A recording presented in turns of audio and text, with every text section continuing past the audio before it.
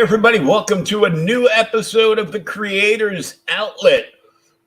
We've got Seth on with us tonight. He's going to talk about his book he's trying to get launched here right on Kickstarter. And we're just going to dive in. Welcome, dude. Well, what's up, man? How you doing, brother? Yeah, I'm doing good. So let's get a little background on you, how you ended up where you are creating comics now. When did the love of the medium all start for you? Sure. Okay, so the love of the medium started for me as a child.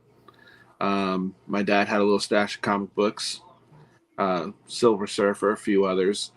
And then I took those to school and they got taken away. So so it was a very short-lived hobby for me until I started getting an allowance. And back in the day, 7-Eleven to sell comic books. Mm-hmm. So like every week I'd get my allowance and go to 7-Eleven. And I think it was Uncanny X-men was what I bought every week when I went, and a Slurpee. And then that's when my love for comics started. As far as my background goes, I've been working for Scout Comics for 3 years. I call myself the forever intern because whatever James, the president of Scout, wants, I kind of help him out however I can. And it just started off as just being, a friend, a helping hand, and then, turned into more. I used to have a podcast, the Geek Out Show, which currently is still active, but it's just my co-host is running it now. And through that podcast, I asked James if he wanted to maybe do a Scout Comics podcast. So we kind of did that for a little bit. And through that podcast, I talked to a whole bunch of very awesome creators. Charlie Snicky for White Ash, David Byrne for Steak, Alex Banquita for Headless, and Joseph Smokey, Electric Black, Rich Woodall. So I just talked to a bunch of awesome guys, and they're really helpful. And they basically, I kind of learned the behind the scenes on how to create a comic in the business through working at Scout and talking to these creators. I'm an artist at heart. That's how that's what I've always been. And I kind of just wanted to be a comic cover artist, right? I didn't want to do the whole panel thing. That's a lot of work. Oh my God. Yeah. I know. I know it is, but I'm old school. Yeah. Obviously, you can tell I'm way older than you.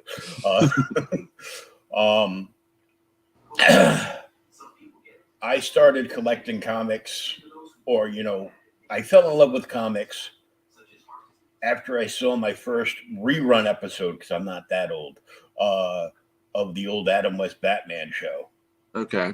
And so, like a 4-year-old, all the bright colors and everything was cool. What's not to like? He's a millionaire. He's got the coolest car on the planet. Yeah. And some kid running around in his underwear with him, and beating up the bad guys. And Cesar Romero is my all-time favorite Joker. I've actually got his autograph, and it went from there, and that's why I'm Joker fan on Twitter, I guess. There you go. But I still had the first comic that I bought with my own money. Yeah. An old Detective 427. Okay. Where did you get yours? Was it a comic shop by you? No, I didn't see a comic shop until I was 16 in bunking school. And I walked by it, and I was like, "Whoa, what's that?"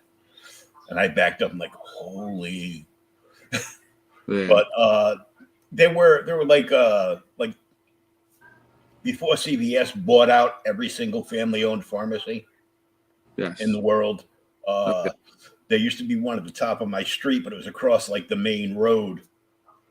But every Sunday, my mother would have me walk up and cross the main road with her and go to the pharmacy to get the Sunday paper with all the coupons in it. And, all right. a Spider-Man comic strip in color.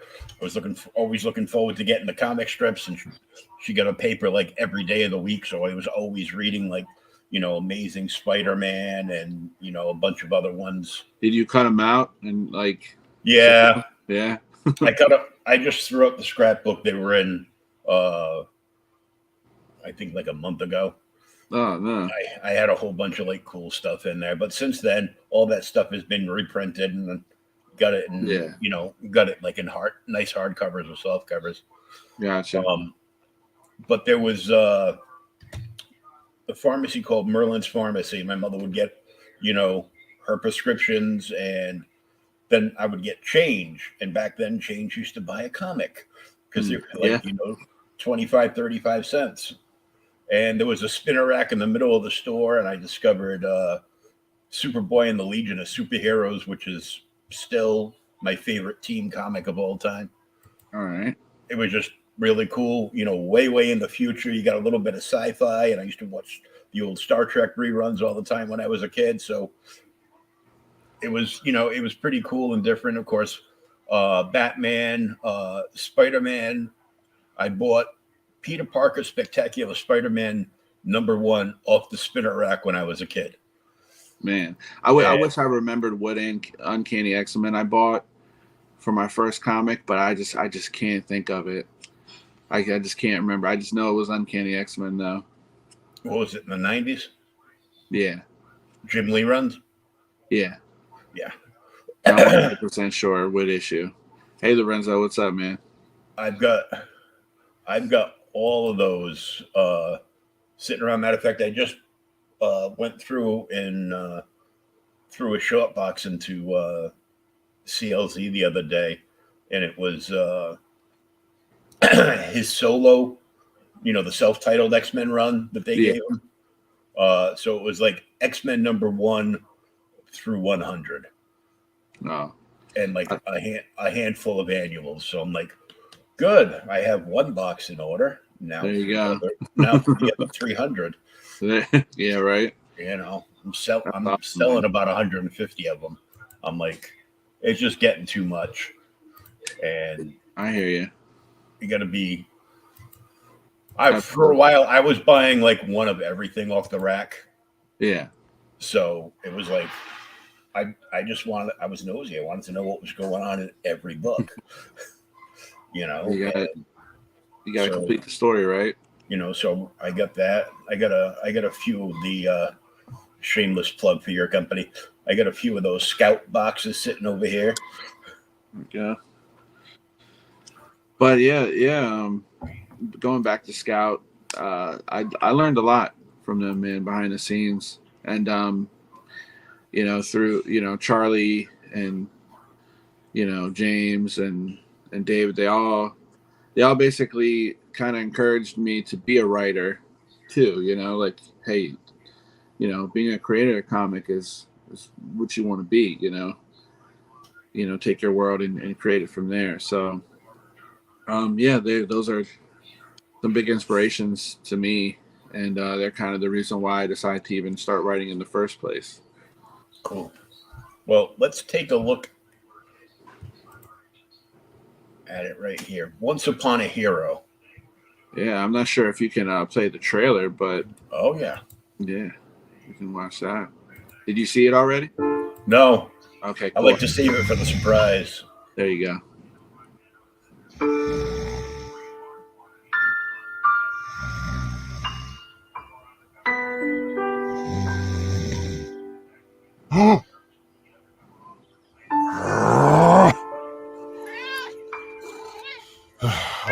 I know. Hold your horses. My life wasn't always like this. I used to be worse. Now look at me. I barely recognize myself. I'm aware of the bonds that were created today. When you told me that sure there's a way. Water so still, my pain's gone away. The air is much cleaner after the rain. Wherever I go, there's a chain. My old shackles drive me insane. Let your body be new.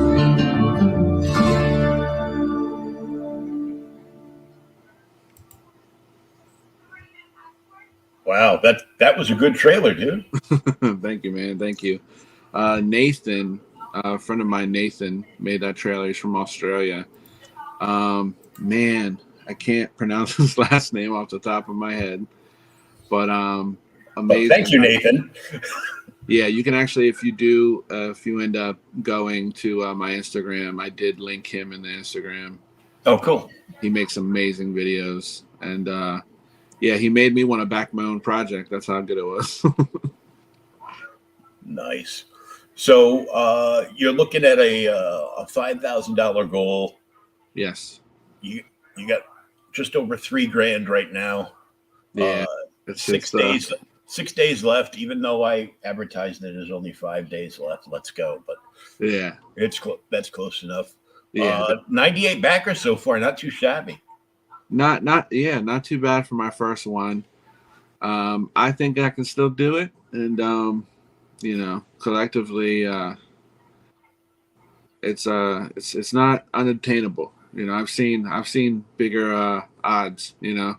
Oh yeah, I've seen it happen in in the final hour. So yeah.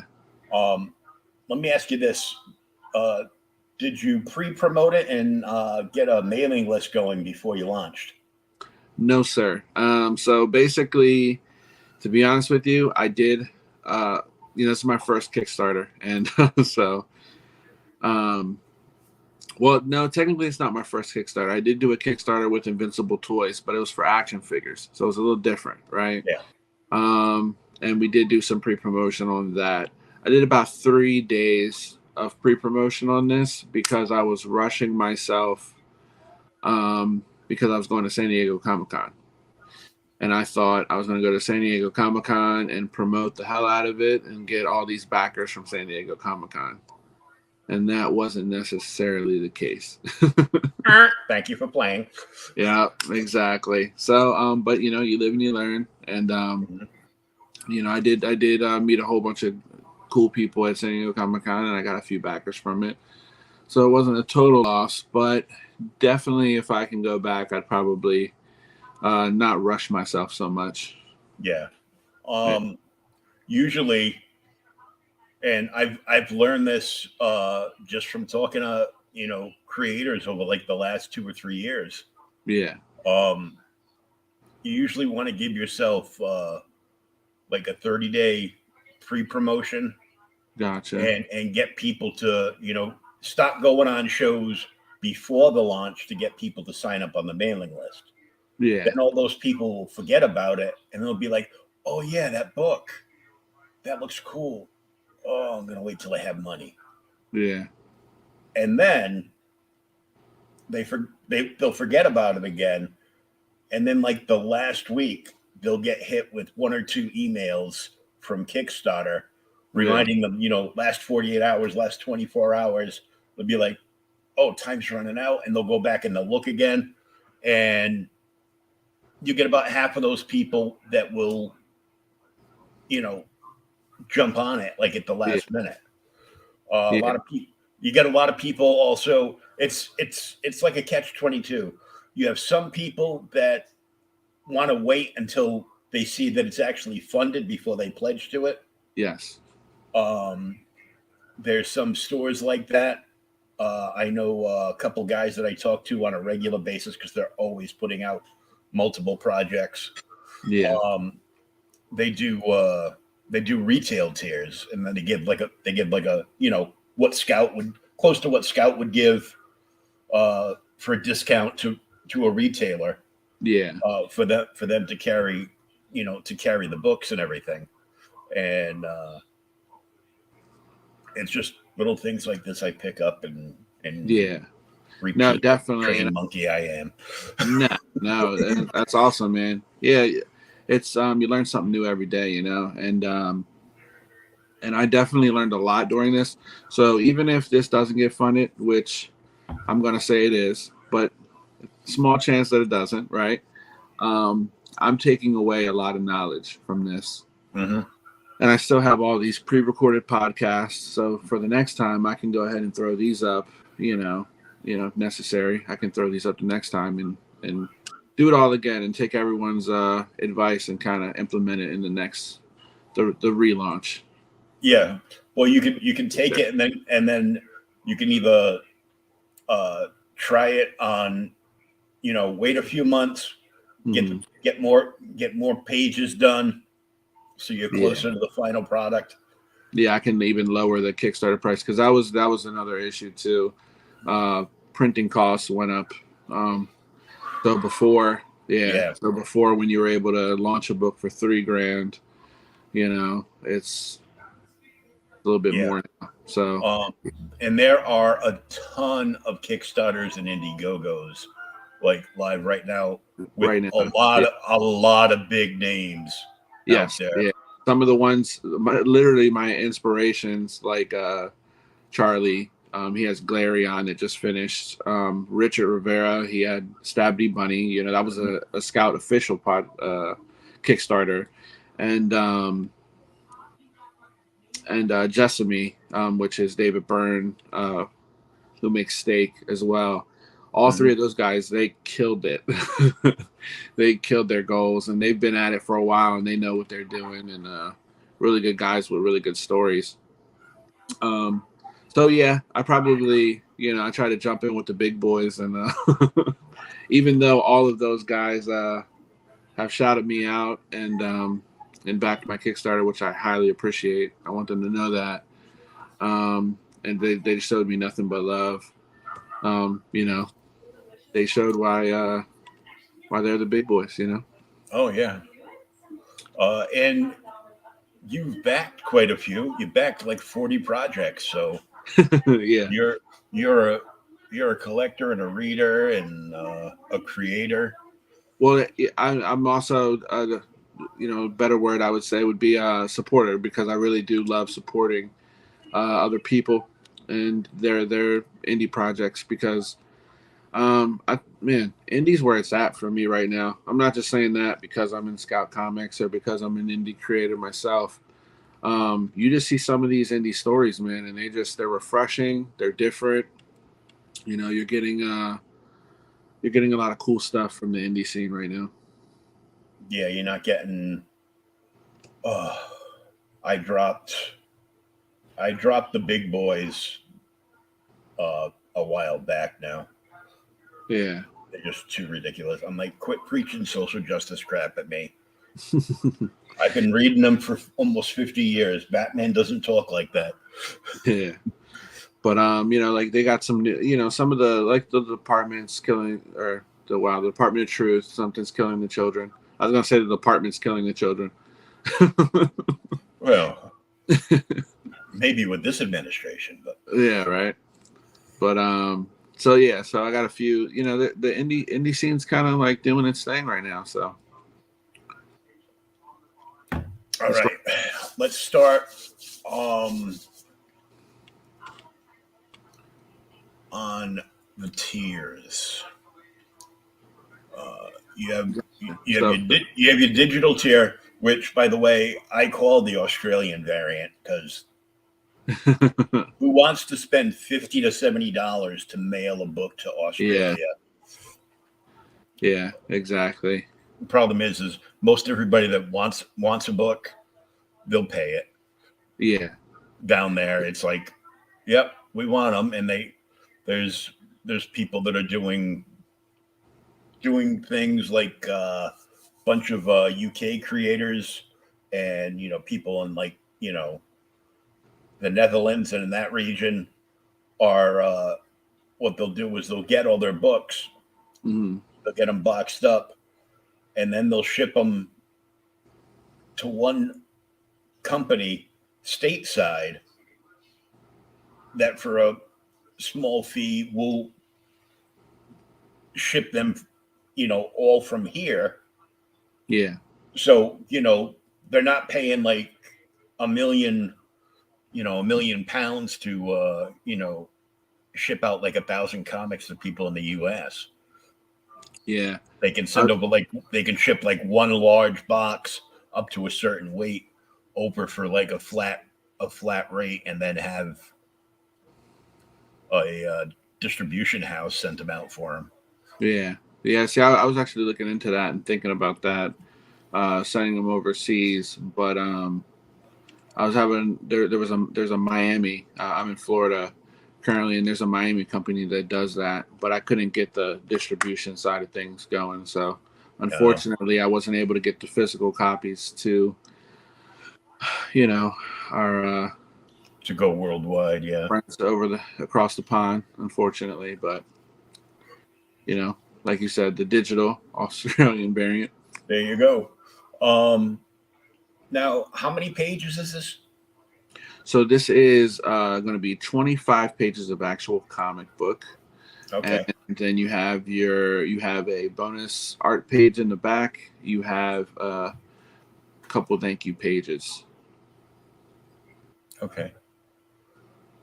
So the price is pretty much, on point. Personally, I would make I'd make the digital tier 10. Yeah. That way it's like, you can save $5 if you want the digital. Yeah. And a lot of people will get the digital, and if they liked it, they might, there's a good chance they want a physical copy, and they'll just, dive in. Yeah. I probably, wish I could have talked to you before I launched this thing. You probably could have gave me some ideas, but once again, live and you learn. Well, it just, for future knowledge. Yeah. I know a lot of guys, like, the base rate for like a lot of like indie books is around $25, but those indie books are on like the highest cardstock covers, super high pages, and they're usually at least like 50 or 60 pages long. Oh wow. Yeah. So you're looking at you're right on point. You're right on price point with buying a graphic novel. Yeah. Okay. So like when Scout or anybody else puts out a trade or a graphic novel, it's if it's a trade of a series, if it's a year-long series, you might get a couple of trades, like 3-4 issue trades. Yeah. And so you get a good page count going. Yeah, I did, 25 pages. Like a standard comic is usually 22. I think I went a little bit over with the 25. The good thing is I would be using the same printer as Scout, and it's right here in my hometown. So I can literally go pick them up myself. So you don't have to worry about any damages and shipping. I can literally go pick them up myself. And I don't know if you ever bought a Scout book before, but if you have, the quality's pretty good. Oh yeah, I've got a few boxes. Yeah, so the quality's definitely going to be there as far as cardstock and stuff. So. Oh yeah, and matter of fact, I bought the box that got me the that foil issue of Steak. So. Oh, nice. I'm like, well, that's worth it all day long. I could read that book, buy a regular copy, and sell that for the price of the box. Yeah, there you go. But this next tier is really good, and I'm going to tell you why. The 2 physical copies at once, buy one, give one to a friend, or a lot of people like to buy 2 copies, especially like from a new creator or a new artist. And they'll bag and board one.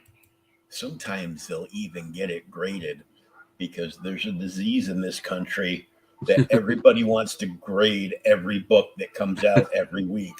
Yeah. Which is why when somebody sends in a Hulk 180 or 181, they have to wait 9 months to get the bloody thing graded, because they're too busy grading 17,000 Art Germ and Peach Momoko variant covers that came out this week, instead of actual major keys. Yeah. No, I totally understand that. I mean, I am guilty of having a Peach Momoko graded book myself, but I bought it that way. I'm guilty of having a couple of Peach Momoko books ungraded. Okay, gotcha. Because I got one the week after it came out, and the price was already going up, so I grabbed it while I could. But I've only got a handful of graded books. One I won in an auction for $15. It was All-Star Squadron #1, and it's autographed by one of the old time DC guys. That's and cool. then I've got a Mexican variant, which is kind of like the foil cover that they did for Detective 880. Is that the jock cover? Oh yeah, yeah, that's a beautiful cover. I found my regular issue as I was going through boxes, so I put that aside. Nice. But the one that I've got that's graded now is triple signed too. So it's amazing. So that's a wall piece. Oh yeah, definitely. You know, yeah, it's a beautiful cover. I've had a couple. I usually, I'll get them, I'll put them on the wall for a little while, and I'll be like, yeah, I'm kind of sick of this. Yeah, I mean, you are a Joker fan, so I would imagine you need that cover on the wall. Yeah, I just got a new Joker commission in, so that one's probably going to be going up there soon. Okay, awesome. But yeah, actually, so I have 5 different covers. So I kind of base the tiers off the covers. I was like, you can get 1 book, 2, and so on and so forth. And as you go down, oh, okay, I see. So it's I knock a few covers off. I knock a few dollars off, so you can save per book. You get a discount. The more books you buy, the bigger the discount you get. Yeah, and you get to choose the covers. Yeah, I would take it like when you're cashing out in the in the drop down menu, you get to pick your covers. Yeah, well, like a survey. There's a survey that's going to go out when it's done, and then okay, yeah, so you can pick. Yeah, you can pick like 2 of cover A, or you can pick 1 of each. If you buy 5, all 5 covers, you can do 1 of each, or you can mix and match however you want, technically. And then the all gone. You had 2 people pledged to be drawn in as a character. Yeah, that went pretty fast, and I actually had a few people say, "Hey, can you add a few more?" But those are the only 2 characters. I only had 2 characters I can kind of squeeze in. But definitely issue number 2, there'll be more spots. One thing that I know a lot of people like this. They like to be drawn in, but they want to die in the book.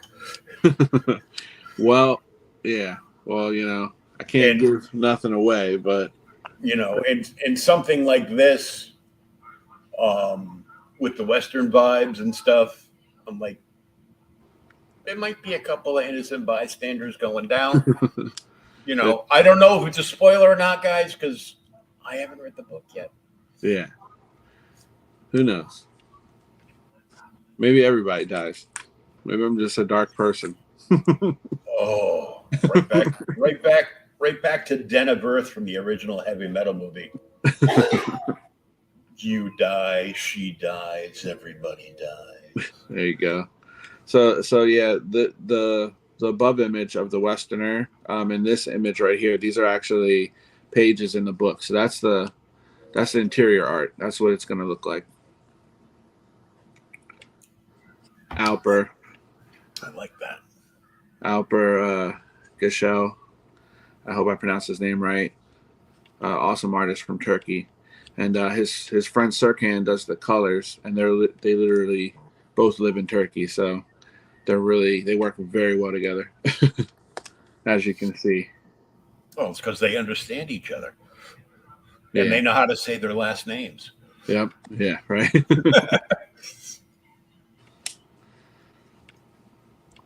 Okay, this image right here. If it was a dog, I'd be like, yeah, that's me every morning. And by morning, I mean noon. Uh, Yeah, I went with a cat on this one. I went with a cat on this one. so we have some rewards set up. Yeah, this is kind of the tiers that you previously seen. I just wanted it to. Oh, okay. So this is all the tiers all the way down. Yeah. Yeah, wanted to put it in bold. Everyone who backs it, even $1, you get your name in the back of the book. Just as a thank you for supporting. This right here is my cover. This is the cover I did, based off of The Good, the Bad, the Ugly. Mm-hmm. I might have seen that a couple dozen times. Right, Clint Eastwood, homage cover. So I had to get my art in there somewhere, right? Mm-hmm. Let Alper have all the fun. So I was like, let me at least do a cover for my own book. Yeah, why not? Right. This is another friend of mine, Tammy. This is Lady Angel. She's a character in the book. You kind of seen her briefly on the news above. In the world of Once Upon a Superhero, I kind of based it off reality, but with superheroes in place of everyday people, right? So you have your Twitch streamers and your influencers, and they're trying to get followers and sponsorships and action figures and merch made out of them, and she's one of those type superheroes, which is kind of what frustrates John Hartwell, the Westerner, because he was a superhero who was just a good old boy. He did it because he loved helping people, right? He wanted to save lives and help people out, and so now he's stuck in this world where he can't do it no more, and he has to watch people like Lady Angel on the news. Oh yeah, I just saved this person, but enough about that. Check out my latest music video or buy my t-shirts on ladyangel.com or whatever. So she's greedy. Yeah, she's just all in it. She's just in it for the fame and the money and the exposure. She's not in it to. And she's pretty exposed right here. Yeah, a lot of exposure. I'm not complaining. Well, I wanted to do a little spicy cover, for the people. I know some people like spicy covers. A lot of people like spicy covers. So I had to appeal to the masses. The problem was it went from spicy covers, like this. Yeah. Which we used to get a lot, like the old Airboy series had the female Valkyrie. Yeah. And the zipper didn't go down to the waistline like here, but it was usually right up to the middle or at close to the top, but where there would still be like an inch or two of cleavage. Yeah. Showing. But when I scrolled through this a little while ago, like earlier today when I was writing up the program, I was scrolling. Whoa! Stop. So it works, yeah. So it served its purpose, but yeah, just a little. And plus, I wanted to break up having all the Western covers too, like a little something different. Yeah. This is a friend of mine, JC Grande. I really love this cover. He killed this one, man. This cover is killer. Not just for the fact that he's holding his smoking finger there, but that's just the perfect amount of space taken up in the right way. Yeah. And the way the smoke kind of wraps around the title really works out. I don't know if I mentioned it, but yeah, so the Westerner, his powers were actually he shoots projectiles from his fingers. You can kind of tell a little bit from the trailer and from the covers. And then he has a crosshair in his eye, so it's perfect aiming every time. Man, I want to grow up to be him. Right? I mean, the character and I are already both old, so what the Now this cover, Mandy War. He's from Cuba. He is an amazing artist. I've heard people say this looks a little bit like Old Man Logan, like a Logan type character, but the Mhm. colors aren't done yet. He's working on the colors now. Okay. It looks great in black and white, though. It really does. So I was thinking about even maybe doing an update where I offer you can pick black and white and or color for this one, since it's been up in black and white for so long. But yeah, his pencils are just amazing, man. So I'm really curious to see what his colors look like on this. Or when you do the Kickstarter for issue 2, Yeah, one of your add-on options can be yeah, a director's cut of this cover, black and white, in the entire issue in black and white. that's a great idea. Because that's a fad now too. Everything's Yeah, a fad. everything black and white. Yeah, That way they get to see like all the original line art. And there's so many artists out there and people that are doing their best to. My daughter is trying to get into a program at a high school in the state she lives in for visual arts, because she's been doing art, she's been doing digital coloring, and she's pretty darn good. So I'm like, yeah. Try to just keep at it, man. She's like, you should try it, Dad. I go, do you have to do it on an iPad? She goes, oh yeah. I go, forget it. I will not own an Apple product. Yeah. And this is Scout Comics alumni right here, Rich Woodall. He does a lot of covers. He's worked on Savage Dragon before. Mm-hmm. The Electric Black is one of his books. Gods of Brutality. So he kind of did a really cool cover. Nice. I like the color palette on it too.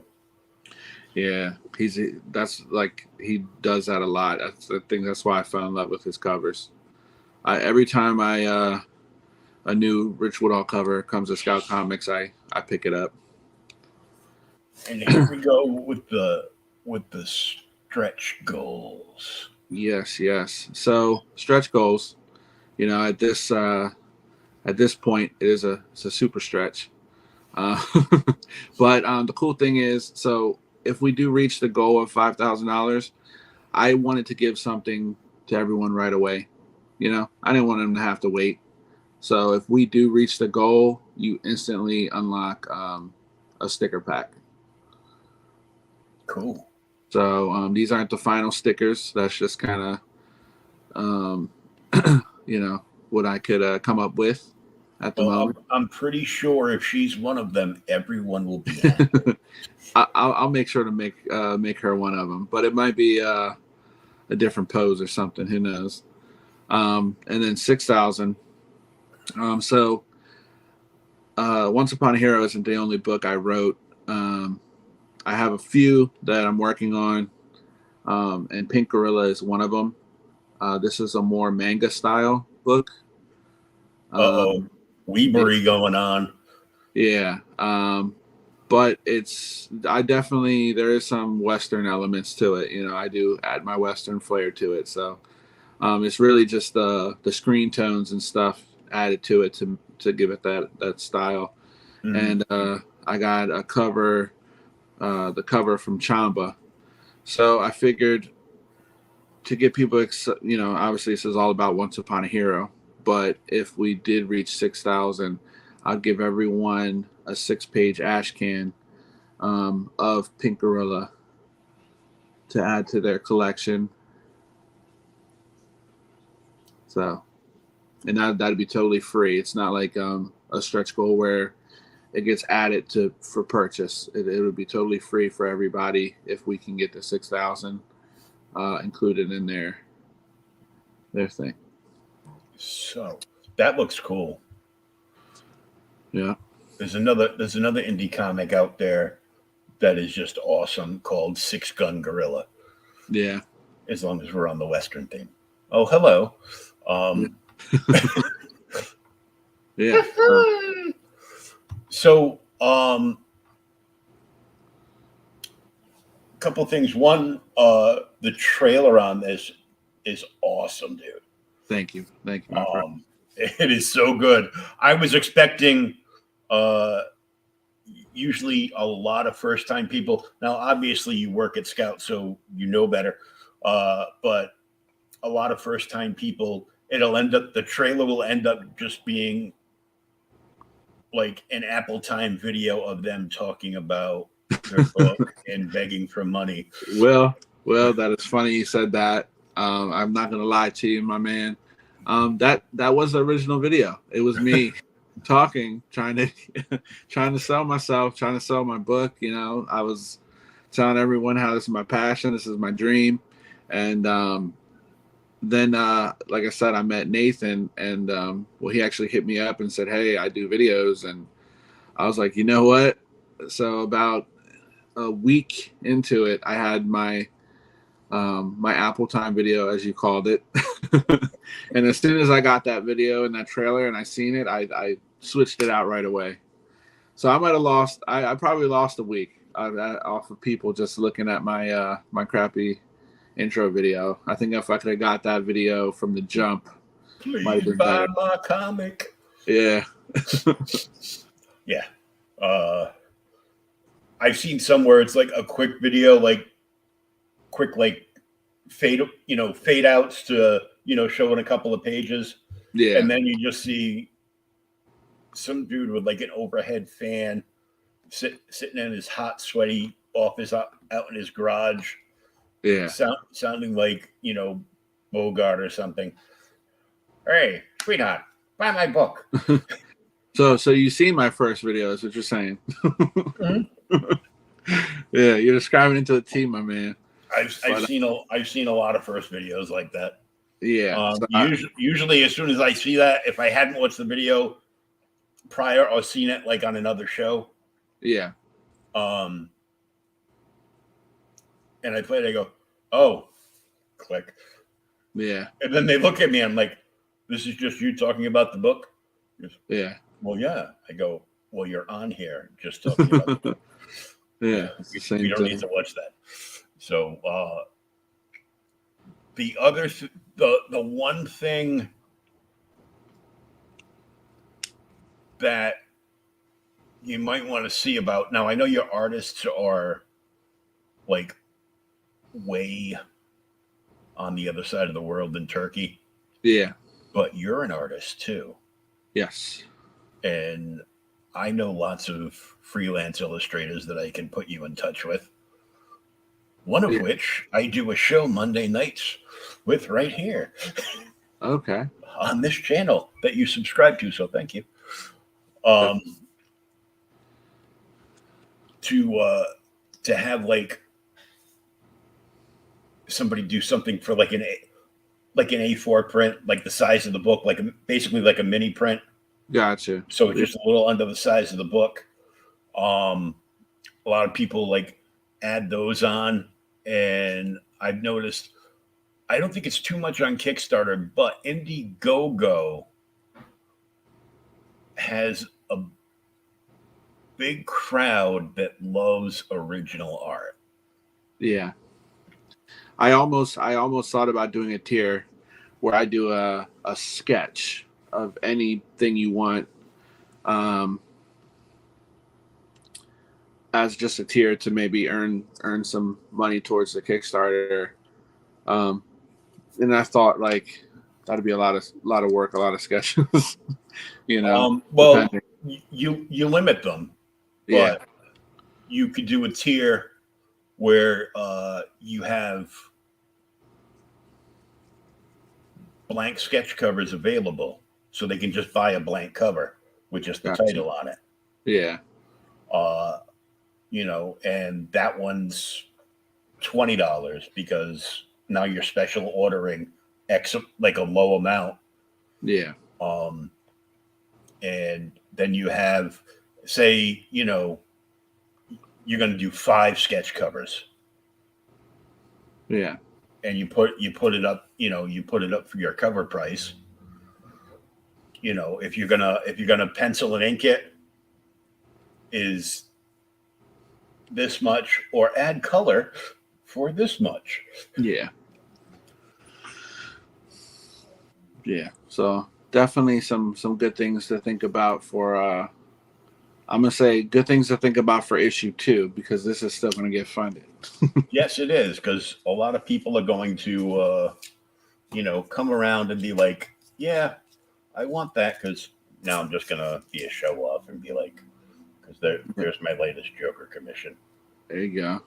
From a Florida native, Javier Lugo. Okay. I've got 2 books from him. Yeah, no, that's a really good looking book, man. So yeah, I was excited by that. So I was like, yes. I might have a Joker blank. I might have to do something for you. Yeah, that was a Joker blank, like Infinite something or other. Infinite Frontier, #1. Okay. I got this. I think I got a Joker blank, like the one that has blank pages on the inside as well. Oh, I didn't get one of those. I've got a Batman and a Wonder Woman one though. Oh, gotcha. Somewhere. I've got most of my blank sketch covers up front. I usually just send them out or bring a bunch with me, and when I go to a show, I'm going to a show that there's a 1-day show, like about a half hour away from me on the 27th. It's one of those old school VFW kind of shows. Okay. Like $3 donation at the door, and then have at it. So those are some of the best ones, man. Yeah. Like the good old days. Like I think Larry Stroman's going to be there though. Back in the 90s, he did Tribe for Image. Yeah, it's always good to bring out some of those older creators. Yeah, put money in their pocket. Yeah, I'm old. I remember you. The Alzheimer's hasn't kicked in yet. I have Alzheimer's, but at least I don't have Alzheimer's. As long as the people with Alzheimer's don't forget the back first. Yeah, back it first, and send it to your grandchildren. Yeah, there you go.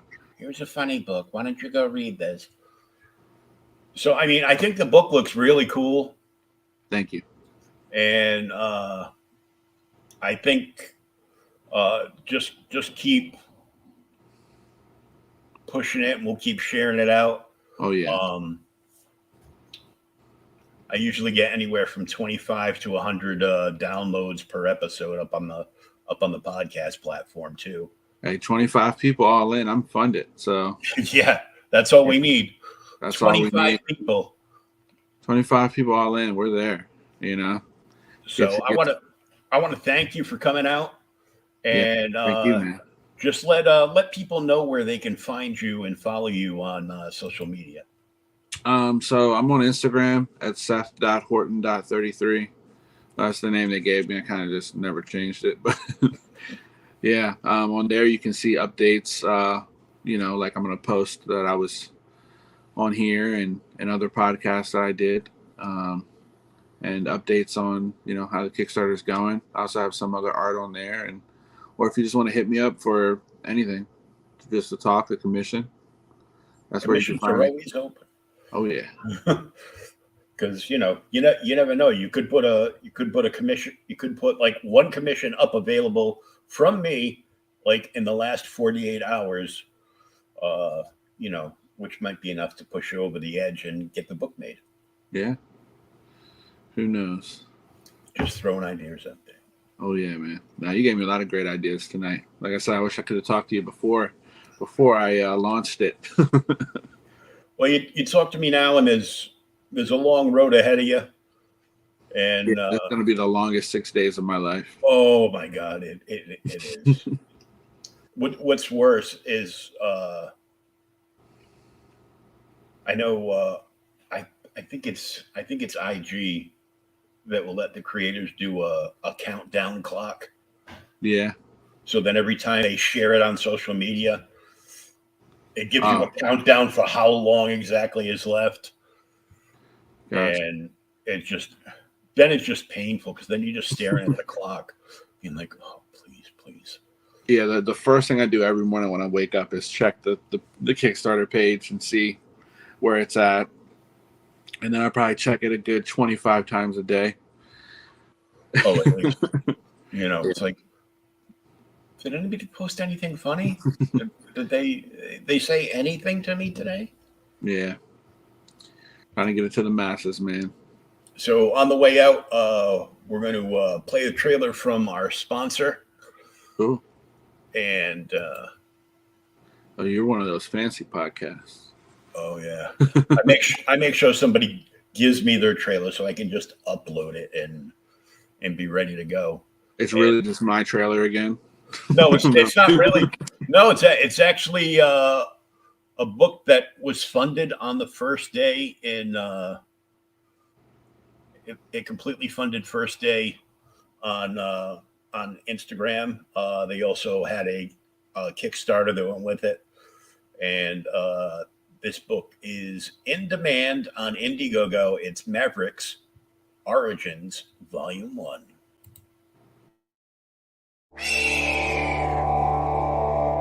War is a topic of vital importance, a subject of inquiry that cannot be ignored. It is a matter of life and death. It can be a road to safety or to ruin. In an alternate version of our world, brought to the brink of total collapse, rival nations fight for global domination, and elite pilots in futuristic combat suits wage war on the battlefield of tomorrow.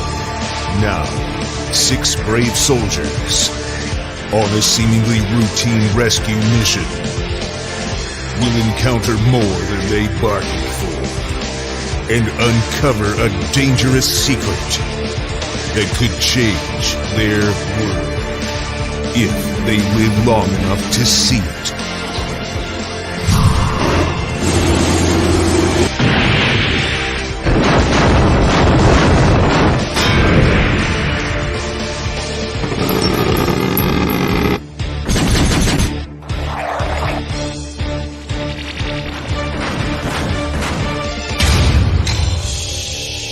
Mavericks Origins Volume 1. Now on Indiegogo. It looked pretty cool. Yeah. It was a really good book. I read the advanced digital copy, the Australian variant. Yeah. And they just got their proofs in, and they'll be mailing me out a couple of big fat boxes because I bought everything. So I want to thank you once again for coming in. Aces, hail! What's that? So I want to thank you once again for coming on, and I'm going to be pulling for this book. Thank you, my friend. I appreciate it. To make that leap. Just remember, when it does fund, my last tip of the day is when you have a successful campaign on Kickstarter, you can transfer it over to in demand on Indiegogo without having to run a full campaign. Okay. I'll probably talk to you about that. See how that works. Yeah. Pick my brain.